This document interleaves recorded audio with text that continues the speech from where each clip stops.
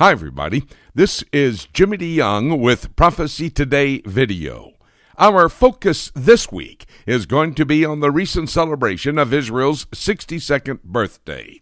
It's the restoration of the Jewish state at 62 years of age. Israel Medad is a broadcast partner with us here on Prophecy Today video, and Winkie has been living in the Jewish state for almost 40 years. Winkie, your reflections on Israel at 62. You have to start, of course, with the fact that every day people live with miracles. The fact that we breathe, the fact that we can walk and think. People don't maybe give it too much thought, but it's a miracle. You know, you can't really conceive of such wonderment in the world. And up there with maybe the five top ones, is the fact that a people that has been around for over 3,000 years with a tenacity of its religious, cultural, ethnic character and identity, despite all of the good and all of the worst in society, internally and externally. It's one of the great stories of the world, has managed to reconstitute itself as a people, with a country, with the trappings of state, with a passport, with a flag, and with an army, and with everything else. Despite our disabilities in being a very relatively small people in terms of numbers.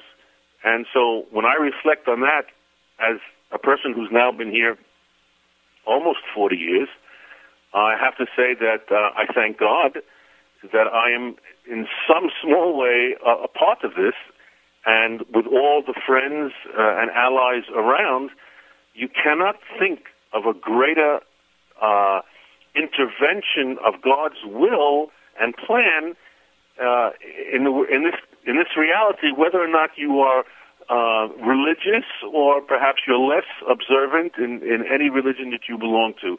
You really have to stand back and say, wow. Wow. That is indeed the appropriate statement after thinking about the prophetic significance of Israel being back in the land, a promise that God has fulfilled to the Jewish people. David Dolan is a longtime journalist in the city of Jerusalem. I also talked with David about Israel at 62.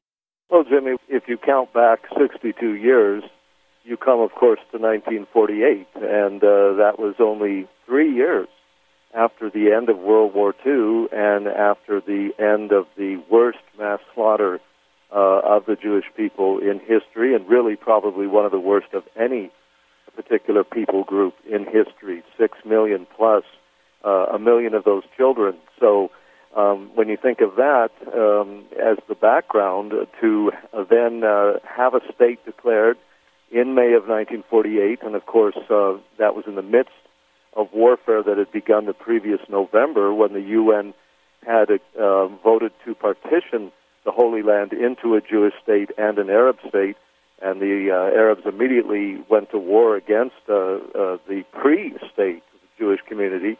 When you consider all the blood and tears, etc., that almost everybody in the country, 650,000 Jews there were at the time, were thrown right into the battle, women as well, and bearing arms, etc., that this state was born in such adversity, and yet it survived this Six-Nation Arab attack, went on to survive two Soviet-backed wars against it in 1967 and 1973, 73 being a surprise attack on their holiest day, Yom Kippur, survived the 82 Lebanon war, and of course more recently missile attacks from Lebanon, from Hamas in the Gaza Strip, terror attacks earlier in the decade from the Palestinians, the blowing up of buses, all the terrible things that have happened, and yet the state survives. And they announced, the government did, as they do every year on Independence Day, they release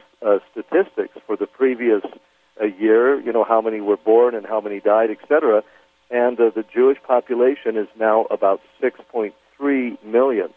So they've now achieved a number in recent years, and I've lived there 30 of the 62 years.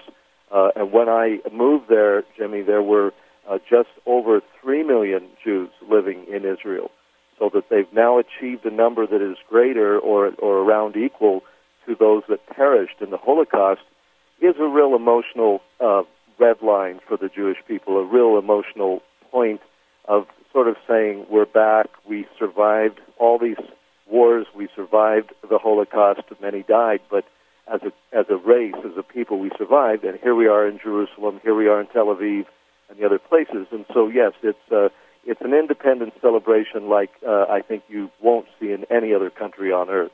David, you're absolutely correct. I have witnessed a number of Independence Days in Jerusalem for the Jewish state of Israel, and indeed a celebration like none other on the face of the earth. David Dolan, a special broadcast partner for us here on Prophecy Today Video.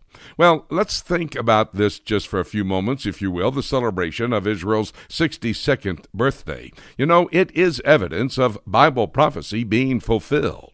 But it is also a reminder that the Jewish state today is setting the stage for Bible prophecy, additional Bible prophecy, to be fulfilled in the future. Israel's Prime Minister Netanyahu told the world that the 62nd birthday of Israel, with Jews living in the land of their forefathers, is because God made a promise to the Jewish people that they would have a Jewish state in the future. This is indeed fulfilled Bible prophecy. In fact, the Prime Minister himself made that statement when he was on a recent trip to Moscow, Russia. There in Russia, he said that Ezekiel chapter 37 had been fulfilled. You remember what Ezekiel 37 is all about? It's the story of the Valley of Dry Bones, a prophecy given to Ezekiel, talking about the bones coming together and the flesh being put on the bones. Well, the bones, according to Ezekiel chapter 37, verse 11, would be the house of Israel, the Jewish people, returning to their land. You see, the bones coming together would be the regathering of the Jewish people. Over in Ezekiel chapter 34, you can read from verse 11 and following 18 different times when the Lord tells Ezekiel, I will find my people, the Jewish people, wherever they may be scattered around the world. I will gather them into the land of their forefathers. I will feed them like a good shepherd would feed his flock in their pasture. And indeed, 18 times the Lord says, I will, as it pertains to regathering the Jewish people and establishing them. That would be the restoration. That would be the skin on those bones that are gathered from around the world, found in Ezekiel chapter 37 and verse 8. And so the restored state of Israel is a fulfillment of Bible prophecy, as the Prime Minister said. This is something that must be noticed by the world. It is in this world today evidence that God's prophecy will be fulfilled as written over 2,500 years ago. Now, this gives us a base upon which to believe that additional Bible prophecy remaining to be fulfilled will be fulfilled. But the Jewish people had to be with their state in the land in unbelief, by the way, before these other prophecies could be fulfilled. And then when you come to chapter 38, you see there's going to be conflict as it relates to the Jewish state once again being in the land of their forefathers. Ezekiel 38 talks about an alignment of nations that will come against the Jewish state and try to destroy that Jewish state. These nations include nations in the news today who would love to destroy the Jewish state, states like Iran, for example, and Syria. Well, these are mentioned in Ezekiel 38 and also Daniel chapter 11. These two particular states are leading the way in an effort to try to destroy the Jewish state of Israel.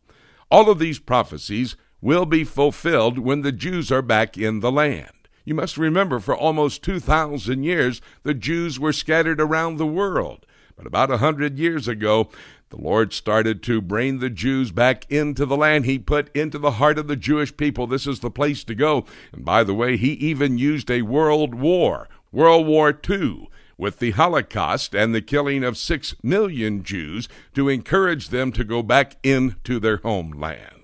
as we listened to Winkie Medad and David Dolan. They shared with us, first of all, from a Jewish perspective. We heard Winkie speak from his heart about how he is so thrilled to be in the land of his forefathers. And David, a longtime journalist, talking about how unique this is that the Jewish people are indeed back in their land. It is a fulfillment of Bible prophecy. It is evidence to the world that God is real and he has a plan for his Jewish people. And it is evidence that additional prophecies will be fulfilled as well. With the Jewish people in their Jewish nation now in Israel, it is setting the stage for Bible prophecy in the future to be fulfilled. Having said that, we must realize where we are in God's time as well. Before all of the prophecies that I've talked about yet to be fulfilled as it relates to the Jewish people will be fulfilled, there is going to be an event called the rapture, when Christians leave this earth and go into the heavenlies to be with Jesus. The Bible tells us in the book of 1 Thessalonians, Jesus will shout, the archangel will shout, the trumpet of God will sound, and we will leave this earth to go be with him. And by the way, that event, the rapture of the church, could happen at any moment, even today. And having said that, there's basically nothing left for me to say, except let's keep looking up until